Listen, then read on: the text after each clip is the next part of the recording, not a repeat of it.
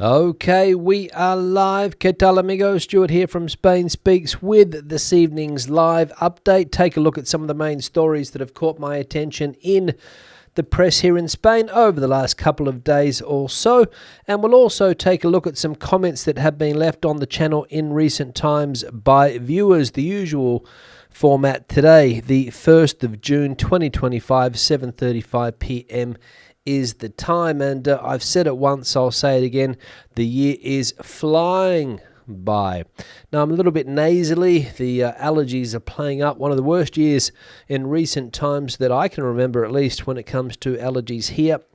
So I'm struggling, so we'll see if we can get through the live stream today. Straight into the news, and the leading story today is about summer holidays in Spain and the price that people pay nowadays for prime spots. As we can see here, holidaying on the Spanish mainland coast now costs as much or more than an all-inclusive stay in the Canary Islands or Cape Verde.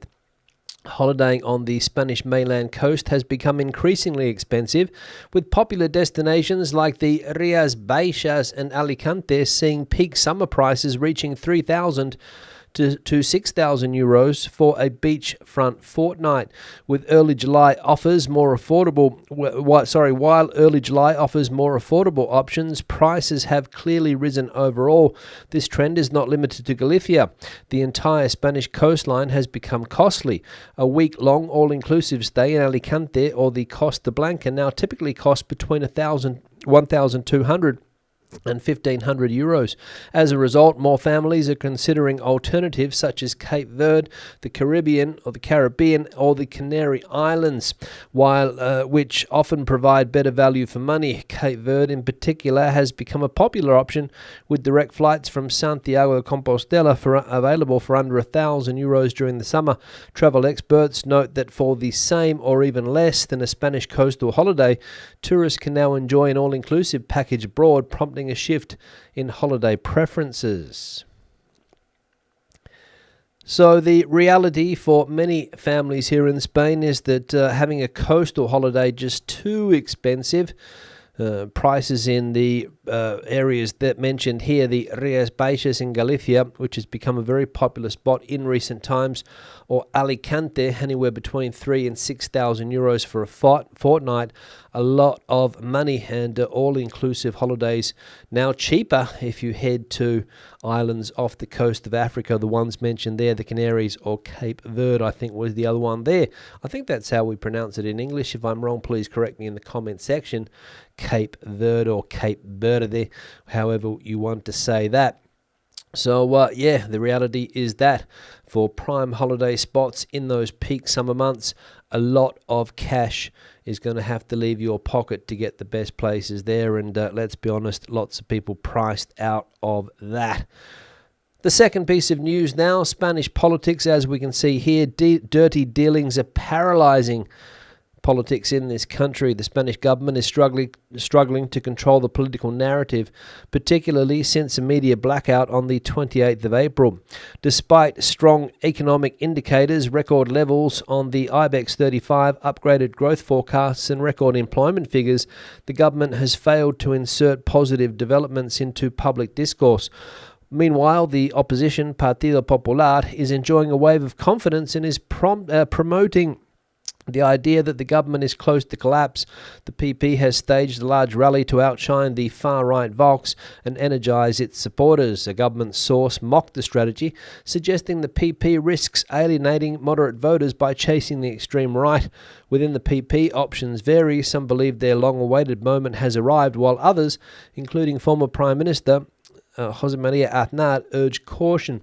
Aznar advises PP leader Alberto Núñez Feijóo to avoid premature moves, such as a vote of no confidence, recommending patience until the scheduled 2027 elections.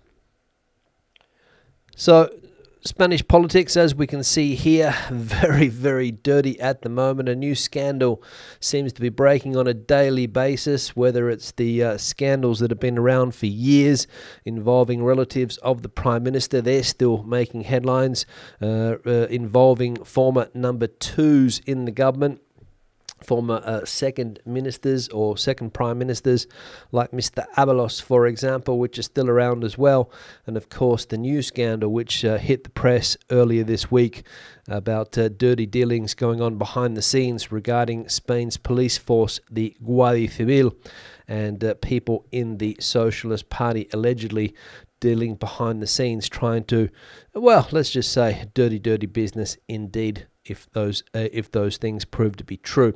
So Mr. Sanchez, the Spanish Prime Minister, surrounded by this muck at the moment, and a good time apparently for the opposition party, which, let's be honest, have been in the opposition for a long time now. Ever since that the last motion of no confidence, which ousted the former Prime Minister, Mr. Rajoy, Mr. Sanchez has been sitting there ever since, 7 years now. Is it the time for the opposition? I don't know. Time will tell. Do they want to call a motion of no confidence, or, as the former Prime Minister, Mr. Aznar, there suggests, wait until 2027? Time will tell, as they say. Third piece of news here, in the association of victims of the Dana in La Horta Sur proposes a meeting with Valencian President Mazón at Ground Zero. The Association of Victims of the Dana storm in La Horta Sur has agreed to meet President Carlos Mazón in one of the municipalities hardest hit by the disaster on the 29th of October 2024. However, the meeting is conditional upon the association and other victim groups being formally listed as participants in the ongoing investigation by the Valencian Parliament. The decision follows lengthy discussions and was backed by a wide majority within the association. They had previously invited Mazón to visit the affected area and are now renewing that request by proposing a face-to-face meeting involving the president and his chosen cabinet members. The association has also requested that media be allowed to attend the meeting, though final arrangements will be determined in further talks with the Generalitat. The announcement follows an assembly held in Paiporta and comes shortly after Mazón finally reached out to the main victim associations, nearly 7 months after the storm. 7 months after the storm, Mr. Mazón finally reaching out to the victims of that tragedy, the 29th of October 2024, a day that a lot of people in that area will never forget. Their lives changed forever and, of course, abandoned by the politicians, not only at a national level, not only at a regional level, but also at a national level too. Sanchez recently meeting with victims, and now Mr. Mazón wanting to meet with victims too, 7 months, as we saw there, after the fact. And my head is constantly being scratched, wondering how this person continues to be in charge of that government there, if indeed he is in charge at all of the government there, because incompetence has a face, and it is Carlos Mazón. My opinion only, of course. And the final piece of news here, when rent caps 70 years ago created a Spain of owners and not proletarians. Spain's current housing crisis echoes historical interventionist policies aimed at stabilising the market, while today's housing law, in force since 2023, limits rent increases to 2.2% in 2025. This is modest compared to the rent freeze imposed 70 years ago. That freeze, lasting until 1985, was part of Francoist policies designed to foster a nation of homeowners rather than tenants. In the mid-20th century, the Ministry of Housing pursued this goal through ambitious construction programs of state-subsidised housing, tax breaks and strict urban land control. Rent control laws date back to 1946 in Spain, severely limited private rental supply with long-term consequences. Today, areas like Santiago de Compostela, Navarre, the Basque Country and Catalonia are classified as tent zones due to rising demand and speculation. The current situation reveals that housing intervention is not new in Spain, but has long been used, first to modernise a poor rural country and now to counter unaffordable urban markets. So a warning there maybe for the government not to intervene in the rental market. It has been done before in Spain 70 years ago, as we can see here, by the government at the time, Mr. Franco and his companions, freezing rents in Spain, and that lasted a long time also, as we saw there, not ending until 1985. And even after 1985, it wasn't easy to get people out of their houses if they had signed contracts during that renta antigua, as it was called, where it was very difficult, people signing leases which were virtually valid for life, paying very low rents, and not encouraging a rental market, encouraging a country of owners. But now that's impossible, to become a country of owners and people looking for rent, looking for solutions, and of course the government freezing increases. So we'll see how this impacts the market, but as we have seen so far with this new housing law, it hasn't done much. It has not done much to ease the situation, let's be honest. Let's take a look at some comments that have been left on the channel in recent times by viewers. The first one here is from John. Our language is Spanish, not Catalan. Thanks, John, for the comment. I suppose your language is English, not even Spanish, maybe a second language. And this is regarding the government's strategy over the last couple of years to try to get the European Union to recognise minority languages here in Spain, Catalan being one minority language, Basque being another minority language, and Galician being the other minority language. And of course, as a result of Mr. Puigdemont and company, the Spanish government has been trying to get these languages recognised at a European level. But of course, as we saw the other day, don't know whether that went through or not, but I think it didn't. And of course, because some countries in the European Union have their doubts about having so many languages operating in it, and of course the expense. Spain offered to fork up the cash for the extra translation services, but I don't think it was enough. I could be wrong. So yeah, a lot of people question that move, and of course it is purely political, and Mr. Sanchez needs the support of those separatist parties here in Spain, people that don't want to belong to the Spanish state. They want to create their own independent nations with their own rules, regulations and language, and that's what Mr. Sanchez wants recognised as a result, as we can see there. So yeah, complicated matter, but it is what it is. The next one here from Paul Snookered, diminishing purchasing power here in the UK also over the same term, using income and increasing tax burden, both local council tax and government taxes, CGT income tax, NL, I think, or NI, and frozen tax thresholds. It's a bleeding joke, less incentive to work for less. Yeah, thanks, Paul Snookered. We also saw this article here the other day that said that a similar phenomenon was happening in Spain.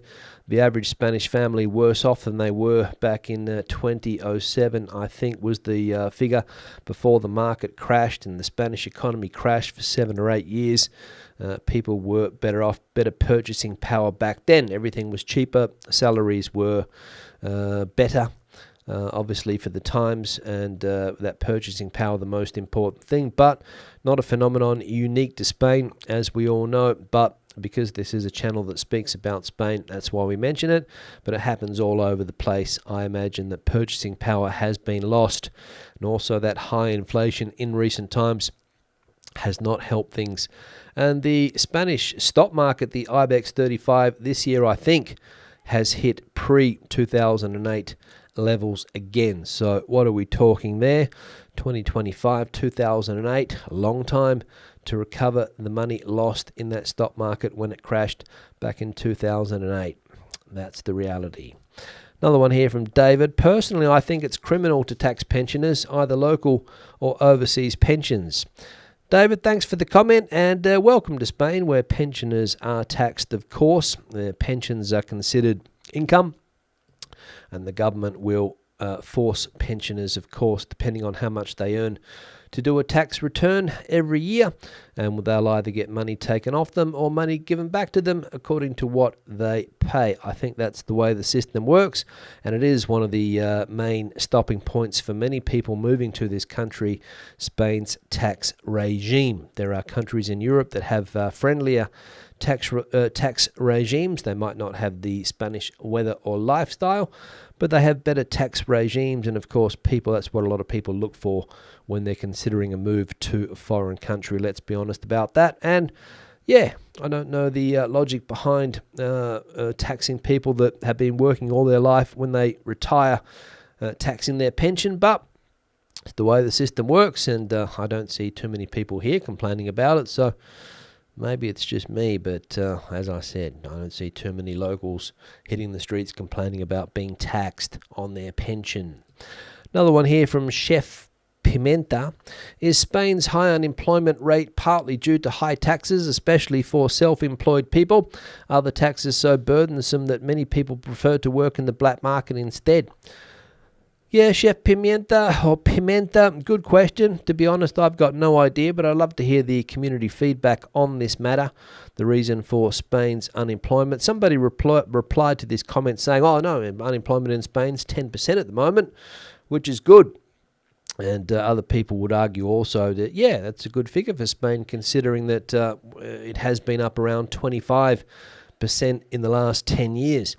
Or maybe a little bit earlier than that, maybe going back 2012, 2013, 25% of the active population not being able to work. And is the high unemployment due to high taxes? It could be. There's no incentive to become self-employed in this country unless you've got an absolute cracker of an idea. If you're just a struggling self-employed person trying to pick up contracts here and there, I don't know whether it's worth it or not, especially the high social security contributions which you pay regardless of your income. And in fact, now with the new system, you pay more than you used to pay. A lot of people chose to pay the minimum social security contribution, having more cash in their pocket, trying to save for their pension when they retire. But now, of course, the government has cut that way off as well, and now your social security contributions depend on your income, and lots of people have found that they have gone up in recent years. So not a lot of incentive for self-employed people, let's be honest about that. But again, my opinions, of course. And not the final comment, second last comment. The sad part is that most Spanish hotels lack air conditioning. Now, I'm not sure what this is referring to. Somebody was quick to say that by law, all Spanish hotels have to have air conditioning. I don't think that is a law. I think it's probably depends on the category of the hotel. I must say that the hotels that I have stayed in here in Spain, normally I try to look for a 4-star hotel because I find them quite good value for money, and I've never had a problem with air conditioning. The one that I stayed at last week had air conditioning, but I think it was turned off. It wasn't really that warm, or you could say that air conditioning wasn't justified, I don't think. So that could be an issue for some people, but there are decrees in place, I think, where air conditioning has to be at a certain level nowadays. You can't go past a minimum. I think it's 23 maybe degrees, and you can't go higher in winter with heating as well. So there are some restrictions in place still, I believe. But again, I've never seen a 4-star hotel without air conditioning. Maybe a 1-star hotel, you might not get it. Maybe a 2-star hotel, you might get a fan on the roof or something, on the ceiling, sorry. But as far as hotels go, I've never been uncomfortable, I don't think, to complain about not having air conditioning. But again, just me. Let me know your thoughts on the matter if you have had issues with Spanish hotels and air conditioning like this person here, Laugh43777. Let us know. And the final comment here from Slash Everything. Thanks again, Stu. Another great vid. Food reviews, politics, etc. Top notch. As Britt, any advice from you or your viewers about the best way to learn Spanish? Tried many ways, but not getting a breakthrough. Thanks. Slash everything, yes, the question that lots of people would like to know the answer to. How do you learn Spanish? What's the best way to learn the Spanish language? Well, my experience always was, and I'm talking about back in the day when I was learning a language, there were no fancy apps going around. There was no multimedia apps and things like that. There was no Netflix with subtitles that you could watch a television program in a different language and try and pick it up that way.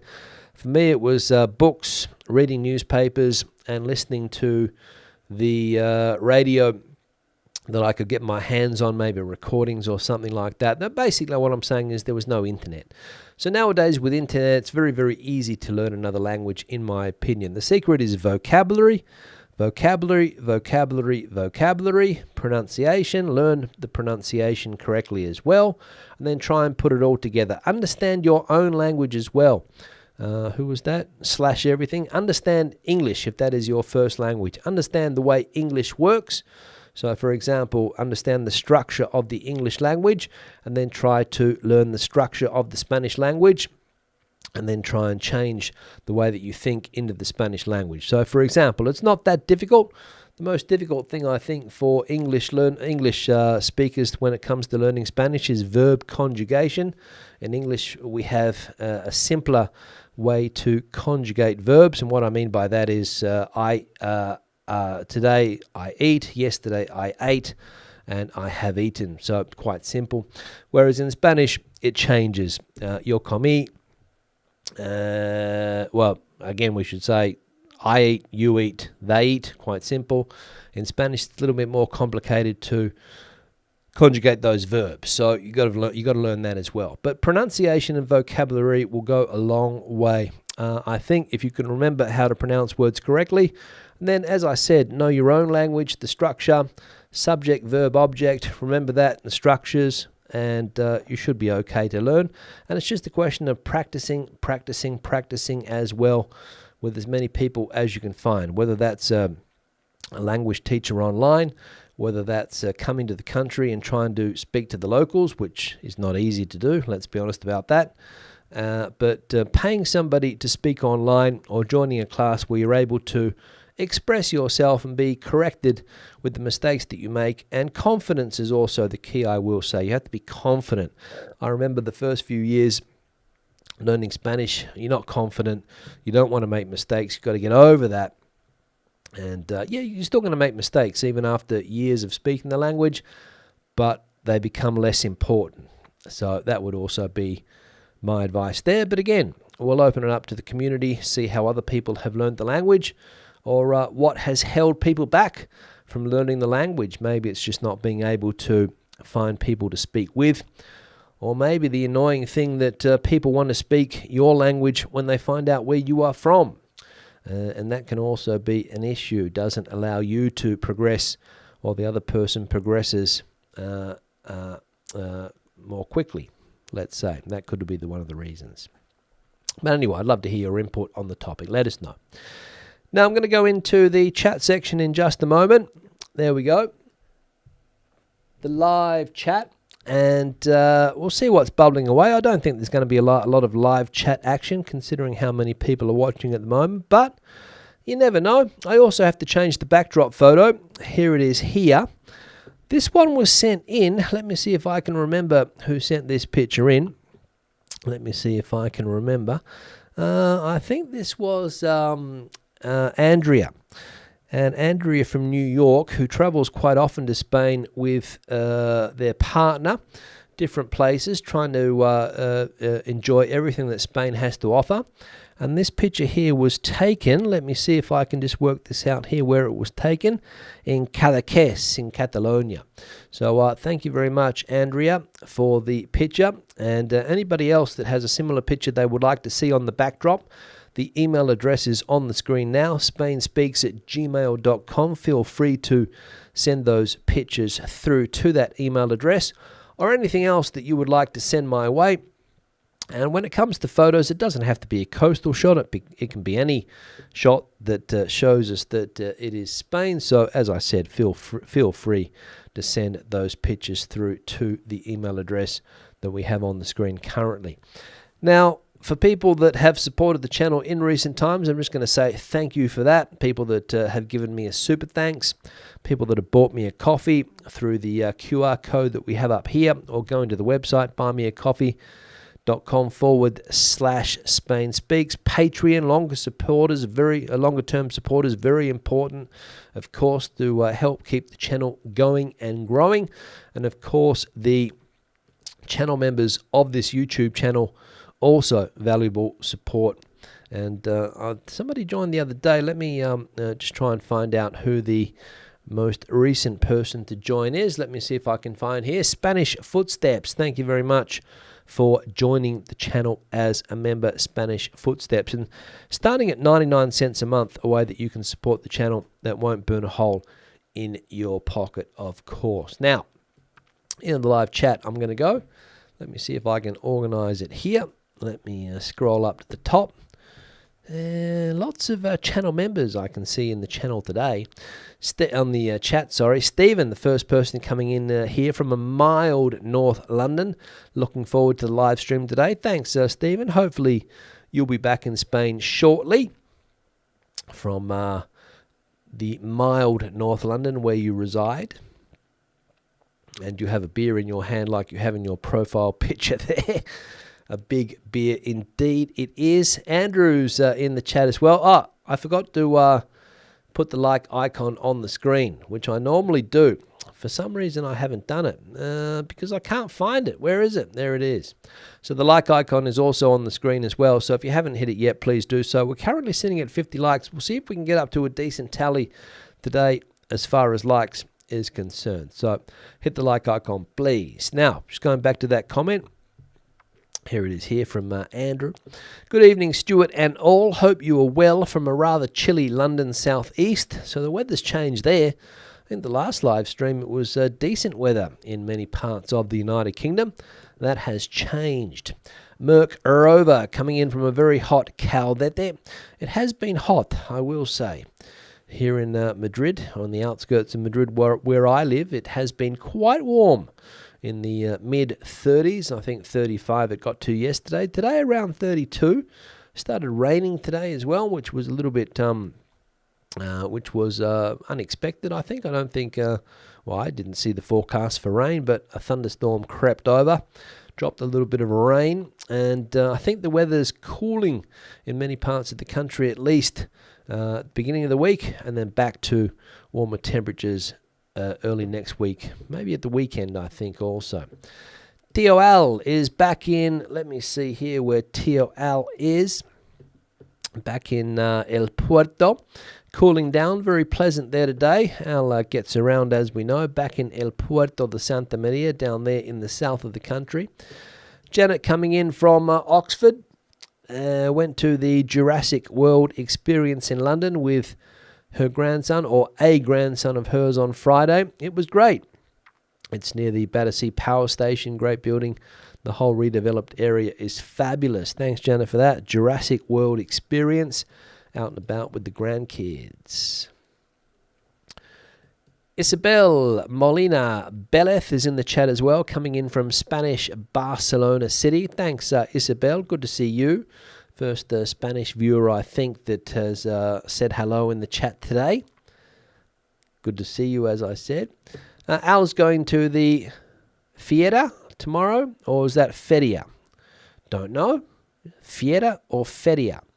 Let us know, Al. I suppose it's the Feria. It probably would be the town fair. Patricia is coming in from the tourist-overwhelmed Tenerife, or Tenerife. 27 degrees Celsius there. Quiet so far, except for Spanish tourists. Yes, Patricia, we have seen the news in recent times, the protests that have been going on again in Tenerife. People wanting, don't know what they want exactly. I have to have a look into those articles that you sent me, but they want something. They want something.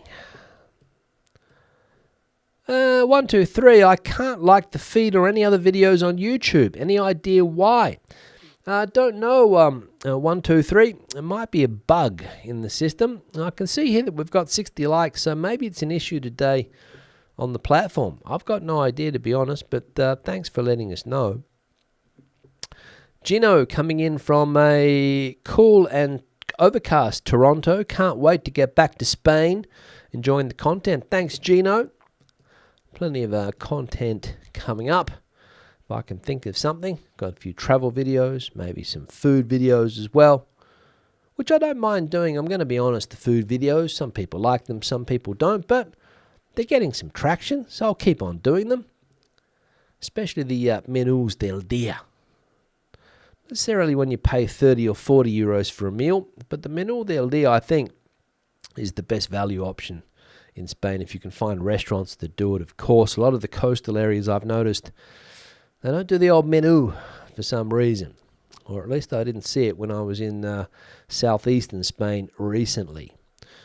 Iggy's coming in from a hot and sunny Jaén. I can imagine it is hot down there, Iggy. Excuse me. Should have a cough button here, but I don't. Renan coming in from LA, Los Angeles. Don't know what the weather's like there currently. Al says, speaking of languages, how about Andalus? LOL. Yeah, well, Andalus, I think they would like to classify that as a different language, but it's pretty similar. It's just a bit of pronunciation, I think, is the differences there. Let me just have a sip of water. Excuse me for this. Wet the old whistle, as they say. Manuel, thanks, Stuart. Los ocupas don't help the housing situation. No, that is true. But of course, the ocupa situation, Manuel. Excuse me for that. I found the cough button. The ocupa situation, of course, depends on what side of politics you listen to. It's either a problem or it's not a problem. So it doesn't help the situation. That is true. That is true. But anyway. Marilyn, back in Jerez after a few months away, sold her apartment there, but renting from a friend. Spent my days practicing my flamenco. I did a level A Spanish and had to read texts in Basque and Catalan. Yeah, thanks, Marilyn. Don't see the point of having to read texts in Basque and Catalan because they are, as I said, minority languages, and unless you live in those parts of the country, and even in the cities, you don't really, well, at least in the Basque country, you don't really need to learn Basque if you live in Bilbao, maybe a couple of words. Maybe it's a different story if you live in a village or something like that, but learning Spanish and reading texts in Basque and Catalan, the Basque language, yeah, it's impossible to understand. Also how to pronounce it as well. Some of the words are extremely complex. Catalan maybe is similar to other Latin languages, but Basque, complicated. Martin's here in the chat. Let me get Martin on the screen here. ¿Qué tal, amigo? In, what is this, Bewdley? For a couple of weeks. Then off to southern France for a month. Off to the pub in a bit. Gracias a Dios para la cerveza. Gracias por la cerveza, Martin. You say thanks for beer. Thank God for beer. Gracias por la cerveza. There we go. Spanish lesson for free. Martin also gets around, I will say. Martin quite often sends me emails from different parts of the world, whether it's here in Spain or travelling on a cruise somewhere. Living the life, Martin, living the life. What else we got going on here? Patricia's in the chat. Oh, we saw Patricia before. The problem is the balance of wealth. The rich get richer, the poor get poorer. No matter where you are in Spain or UK, society needs to level up. The term for the housing situation is market failure. Yes, Patricia, the rich get richer, the poor get poorer. It's all access to capital. I think a lot of people, the big problem they have is that they don't have access to capital. They can't start up businesses to try to get into the system, of course. Access capital maybe to buy property as well. It's not easy, and that creates a downward spiral where you get stuck And it's not easy to get out of it, and you want people to give you solutions to your problems. And you see tourists, of course, swanning around, spending money, being able to afford things that you can't afford. And it gets you angry, and you hit the streets and you protest, and you find other people in a similar situation. Because the guiris tienen pasta, los guiris vienen aquí, compran todo, y nosotros no tenemos nada. That's the problem. Mike coming in from Vermilion, Alberta, Canada. Still a commie liberal dictatorship, Canada. There we go. Mike not mincing words there. Patricia also saying here that Spain would grind to a halt without the black market. In some parts of the country, perhaps, Patricia. There's a lot of things in place nowadays to stop cash transactions and this and that. When you open a bank account, you got to fill out forms saying that you're doing this, you're doing that. And it's, there's regulation there, but the old black economy just sort of ticks away, doesn't it? Ticks away. Al saying you'll learn a language faster on a pillow than a blackboard. Well, you will if your partner speaks the same language or wants to speak your language, Al. A lot of people I know, their partners speak English, and that's the language of the relationship. Julie saying, I've just paid $270 for a week in Spain, July. That includes daytime flights return. Well, there we go. That's as cheap as chips. Cheapest, or as they say in New Zealand, as cheap as chops. And £270 for a week. Where's that to? Let us know, Julie. Where is that to? 270 with flights. Gigi, the Camino expert. Lovely evening in Astorga, in Leon. Enjoying the local wine and snacks. Thanks, Gigi, for that. Good to see you in the chat today. Watching the broadcast. Andrew. I learned more about English grammar when I was learning Spanish. Never got taught it at school. No, that's the issue, Andrew, you see. So I think the English language, or at least what I understand of the English language, the way that people learn it, is not necessarily the same way that you would learn a second language. So with the second language, it's all about grammar. You've got to learn the past tense, the future tense, present tense, the present perfect, the past perfect, the future perfect, whatever. And in English, you don't really seem to pick that up when you go through the process of learning English. It just seems to be taught a different way. You're not necessarily getting a grammar lesson. This is the past. This is the past simple. So if I said to my mother, "What's the past simple, Mum?" She'd go, "Oh, I don't know. I don't know what the past simple is." Well, the past simple is the past tense verb. But of course, when you learn a second language, you need to learn all these things. That's why it's important to know your own language to understand how it works in order to pick up a second language. A lot of people wouldn't know the difference between a noun, an adjective, and an adverb, for example. If you ask them on the spot, what's an adjective? Oh, don't know. What's an adverb? Don't know. What's a noun? Don't know. So you have to learn those things and sort of put it together, understand the structure of the language. English, as I said, it's a subject, it's a verb, it's an object. That's always the structure. I eat fruit. Subject, verb, object. In Spanish, it's the same. Yo como fruta. It's the same. But then where it gets tricky is with the rest of the sentence. Prepositional phrases, for example. Adverb phrases, things like that. So that's what you need to understand, the structure and how things change. But again, the pronunciation is important to be able to pronounce well. Only difficult for the first 15 years. After that, it gets easier. Learning the language, that could be said to be true. Thanks for that, valued member N194. Marcus is in the chat here. Just sent you a super chat and I can't see it. Google charged me a $5. I hope it gets to you. I think it has, Marcus. Let me check. I think it popped up here on my screen. There we go. Super chat from Marcus. Let's see if I don't say anything of any substance, whether I can send you this $5. Yeah, well, I think it got through, Marcus. I'm not sure whether it got through on the YouTube platform. Let me go and check that out.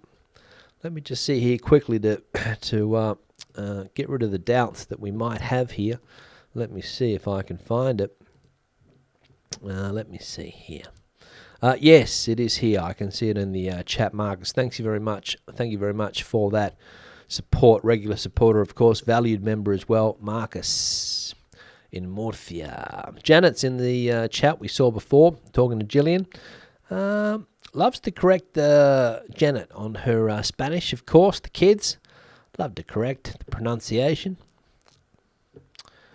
The name of the song I've used in my recent travel videos. Not sure, Ryan, because I get the music from the YouTube audio library. So you don't have to worry about copyright and things like that. And all of the music creators put their stuff on YouTube, and you can choose the type of thing. It might have been was it the Spanish song? If it was, I could probably tell you, but I've used other ones as well. So let us know the exact song, if it was that Spanish one, Ryan, and which video in particular is the one that you like, because I'm not sure if I used a different one. I think the other day I used on the food video, I didn't use a Spanish Spanish song, sorry. So let us know if with a bit more detail, Ryan. I'll try to get the name of it for you. But it's in the YouTube audio library that people that create videos on YouTube have access to. Not sure if the general public gets access to it, but it's something that I have in my creator suite, let's say. Antonio, Stuart, you're the greatest. Spanish lessons for free. Congrats. Yep. Spanish lessons for free, Antonio. Ningún problema. Aquí no cobramos. Aquí trabajamos gratis, as they say. Gratis. Curramos gratis.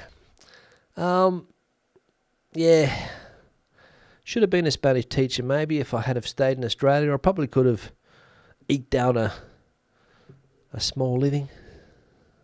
If I had stayed at university, maybe gone on.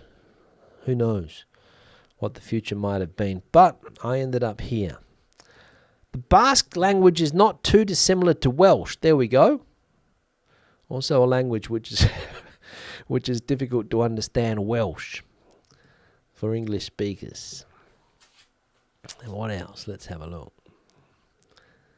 Antonio saying here that maybe not true. Welsh is a Gaelic language, but Indo-European. Basque is not an Indo-European language. Thanks, Antonio, for that. So maybe similar in the length of the words, but maybe not in the original structure or the original origin of the language.